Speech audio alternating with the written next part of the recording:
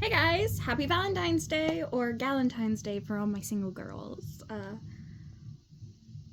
Want to say happy Valentine's Day? Anyways, yes, we are joined back by my cat. I think it's turning pink now. Oh no. Oh man, I just did it. No. Why is my hair getting all knotted like this? Jesus Christ, look at this bullshit. Anyway, I literally brushed it as soon as I got out of the shower, with my shower comb. Anyway, but next, we're doing the next chapter of Cassie Comes Through, and we are, of course, joined by Nala, and but first, I haven't worn this yet, and I've had it since Christmas. This says Southern Attitude, and, I forgot what it says on the back. I have a good heart, but bless this mouth. Yeah, that's what that says. Okay, so at first I thought it was because my dad knows I have a potty mouth, but no, he said it's because of my attitude, and I actually have not had an attitude since I started taking my depression meds. And that was well before Christmas. That was well before Christmas, wasn't it, Not a Moon? Okay, anyway. Chapter 3 of Cassie Comes Through. Right now we are working on getting the flowers out of Clover and Astra's room because they started a fight at the breakfast table. When Cassie stepped inside, she saw that her classmates were clustered together in the front of the room. Professor Lucretia Delphinus is either teaching the class how to shoot hollow dice or the Starlandian creature's already here, she thought with a grin. But she had no one to share her little joke with. Cassie had a well-deserved reputation as a quiet girl who liked her privacy and never spoke out of turn, and her classmates respected this and tended to leave her alone.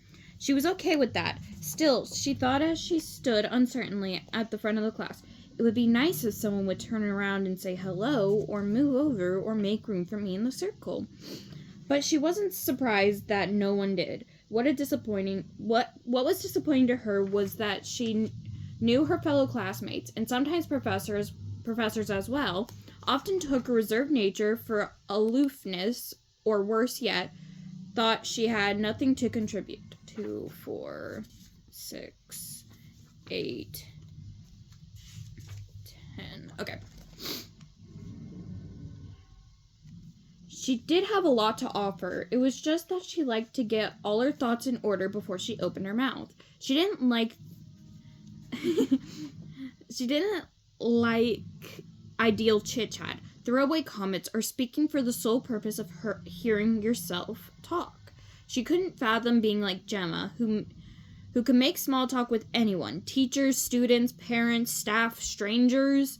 Gemma was quite well liked because of it, but Cassie found the girls' constant chatter simply exhausting. Oh, what is that on my thumb? The one place Cassie truly felt at ease was among her fellow star darlings. They seemed to appreciate her thoughtful, deliberate responses and had learned never to rush her to speak her mind before she was ready. Hold on. So my thought is, we know Sage and Cassie have 2 classes together, their 5th period and their last period classes, plus sometimes they have lunch together. Do Cassie and Libby ever have classes, or Cassie and Libby and Gemma, or Cassie and Gemma, or Libby or Gemma? Like, that's just the thoughts that run through my head. Like, we know that Scarlet has classes with Tessa and Leona, but again, that's just my question. Anyway, we should get through this.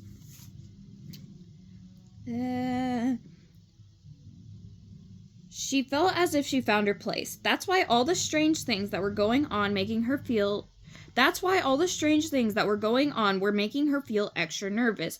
How she hoped it wasn't a fellow star darling who was responsible. That is, if anything is going on, she reminded herself, hearing Vega's voice of reason in her head. There could be a logical explanation for everything, couldn't there?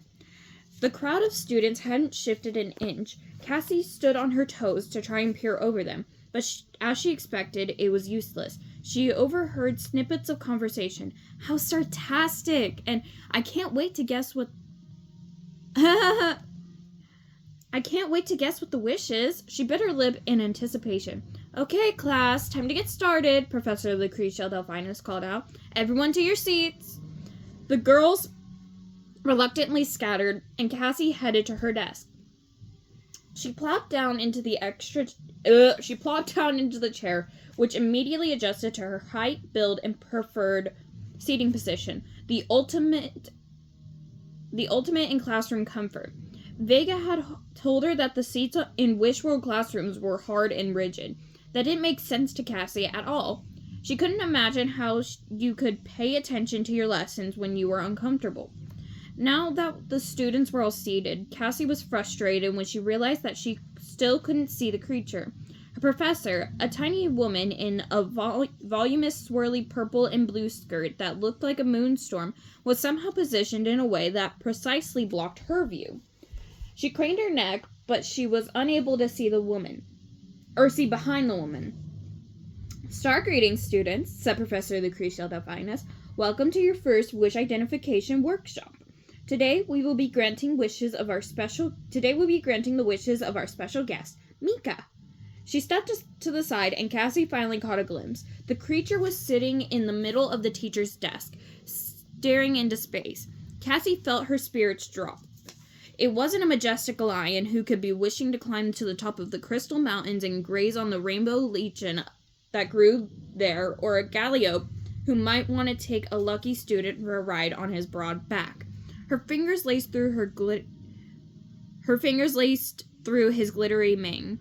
She would not be hearing the bellowing call of the many-antlered twinkleope anytime soon. No, that day they would be guessing the wishes of a much smaller and decidedly less glamorous creature. A creature Cassie knew almost as well as she knew herself. A gopher. Cassie shook her head and laughed to herself. This wasn't going to be challenging at all. She sighed and waited for the class to begin. The professor continued, We'll be owning our wish identification skills as we try to determine exactly what Mika is wishing for this morning. She clasped her hands together and smiled at the students. I'll start with an easy question. Who can tell me what type of creature Mika is? Hands shot up into the air. Cassie kept hers down. Too easy. Gloria, said the professor, pointing to the student with a pinkish-orange glow. Cassie liked her. She had a sweet deposition and was exceedingly polite, a trait Cassie admired greatly. A moonbug, said Gloria, but her brow wrinkled as the words came out of her mouth. No, that's not right. I mean, it's a gopher, interjected a girl named Arabelle. Disdainfully, she snorted. Even my baby sister knows the difference between a gopher and a moonbug. I knew that, Gloria said. She looked around the room, appealing to her classmates. I really did. Dude, no. Whenever you go on IMDb and you look up Mika Futterman, for some reason it says that she plays Arabelle in the Star Darling series. Arabelle doesn't even make an appearance in the Star Darling series. It's bullshit. Anyway, Cassie gave Gloria an understanding smile, though really, who can mix those two up? And turned to bestow a frown on Arabelle, who had dusky purple curls and deceptively sweet round face. You are not supposed to react negatively to your classmates. That was one of Starling Academy's basic rules. Being kind and supportive, no matter how silly you thought a comment or question was, helped create an atmosphere of civility and support, which encouraged sharing and open dialogue, per the student manual. Arabelle had apparently skipped that chapter. Be kind, Arabelle, the professor said in a warning voice. She might have been tiny, but her toughness was legendary. Her eyes flashed with annoyance. That's what we are here for. To learn, of course, but to do so in a supportive way. There are no incorrect answers. We learn from everything that is shared in this classroom. Accurate or inaccurate. There is no room for negativity here. Arabelle pouted, clearly not comprehending her teacher's words, just her scolding tone. Cassie wasn't surprised. The purple-haired girl was part of a group of first-years whose ringleader was a student named Vivica, who had been particularly rude to the Star Darlings from day one at Starling Academy. Arabelle was just as kind and understanding as her pale blue friend, Vivica, which is to say not at all. Cassie watched as Gloria's face burned brightly with embarrassment. Cassie felt sorry for the girl, but was quick to notice that she flushed a very pretty shade. Whenever Cassie blushed, her cheeks turned a silvery shade that she thought was very unflattering. Professor Lucretia Delphinus pointed to the gopher, who gazed at the class sternly. "Class, please say hello to Mika," the professor instructed. "Start greetings, Mika," said the class, and Mika rewarded them with a few notes from the Song of Meeting New People. His singing was very pretty, though slightly muffled thanks to his bulging cheeks, stuffed with green globules. Cassie smiled. Gophers were notoriously greedy. "Niffler!" The golden star on Mika's belly glowed in greeting. Oh my god. The students all oohed and awed, as you would do if you didn't have a pet gopher who lived in your room and glowed its star belly at you every morning. The creature blinked its large eyes at the students. A sigh went up. "She's so cute," Arabelle cried. "Actually, she's a he," corrected Cassie gently. But really, how could the girl not see that his belly star was half the size of a female's, the surest indicator? "Whatever," said Arabelle with a shrug. Cassie shook her head. "Some starlings. So what is this gopher wishing for?" the professor asked the class. "Concentrate and pay attention to the signals. This will be the most challenging part of your wish missions. Wishlings make many wishes, sometimes several a day. The key is to deduce their special wish." The students all stared at the gopher, who looked right back at them, his large eyes serious, his little paws buried in the fur on top of his head. "So that's it," thought Cassie. His wish was suddenly so apparent to her, it was like it was stamped in the middle of his furry little forehead. She felt a rush of positive energy flow through her. "Piece of pie," she thought, using a wish world expression her roommate had taught her. She looked around, waiting for someone to pick up on the obvious clue. "He's hungry!" called out a girl named Tansy. "Yes, that's it! Mika wants his breakfast!" A blue-tinged classmate chimed in. "That's not it," said the professor. "Try again. When you figure it out, you may feel a burst of energy. But unfortunately, that doesn't happen for everyone." Ow! I just cut myself. Cassie yawned. With a quick glance to make sure that her professor's attention was focused elsewhere, she slipped her star zap into her lap and flipped it open. She began composing a holotext message to Vega and Scarlet. "Cassie, do either of you have early lunch? We can meet up." Scarlet, "Second lunch." Vega, raspberry gopher emoji. "No, last lunch. I'm already hungry." Ow. Cassie, "Then meet after SD class. What a mess in the caf this morning, huh?" Vega, "That was crazy." "Sounds good." Scarlet, "Okay with me." Cassie, "We have to figure out how to get our hands on those flowers. Any ideas?" Vega, "Scarlet? You two there? Hello?" Still no response. Cassie tried to keep an eye on her screen as well on her teacher. She stole a glance at Mika, whose pink fur was now standing up on his head in obvious irritation. What is on my leg? She was about to raise her hand to reveal the wish and help put the gopher out of his misery when her star zap began to vibrate and beep loudly. She scrambled to silence it and dropped her star zap on the floor. It landed with a loud clatter and slid to the middle of the classroom, out of her reach. "Starf!" she thought as she put it. She thought she had put it in silent mode. Her classmates stared at her, open-mouthed.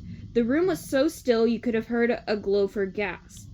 With as much dignity as she could muster, she walked over to pick up her star zap. The tiny professor glided over and held out her hand. Shamefaced, Cassie placed the star zap in her palm. "Star apologies," muttered Cassie. For a girl who hated to call attention to herself, this was an extraordinarily mortifying moment. She stood in front of her teacher, unsure what to do next. "Outside," the professor said sternly, turning and heading toward the classroom door, which opened smoothly. As Cassie followed the teacher out of the room, she was well aware that all eyes, including Mika's, were on her. To Cassie's dismay, the professor began to lecture her in front of the open doorway, in view of the entire class, which seemed to be hanging on every word. Now, Cassie, I am very disappointed in you, the professor said sternly. You know that there is no holotexting allowed in the classroom. Your behavior was disrespectful and inexcusable. Cassie shut her eyes. This was her worst nightmare. More than once, she had dreamed of being humiliated in front of her class, and it was even more distressing and embarrassing than she had imagined it would be. What is going to happen to me? She wondered. Will she keep my stars up to teach me a lesson? Give me an extra holo report assignment on wish identification? Or could it be something worse? She had heard rumors of a double secret detention room for badly misbehaving students that featured uncomfortable chairs and a special light that masked everyone's glow, leaving them looking like dull wishlings. She was sure it was a star legend that upperclassmen told to scare unsuspecting first years, but she certainly didn't want to find out. She braced herself for the punishment that was no doubt to come. The classroom door slid shut behind her. Silently and ominously, Cassie gulped. Chapter 4. Okay. I will see you guys next time. And yes, Nala is still here. She's right here. You just can't see her. Okay, see you guys next time.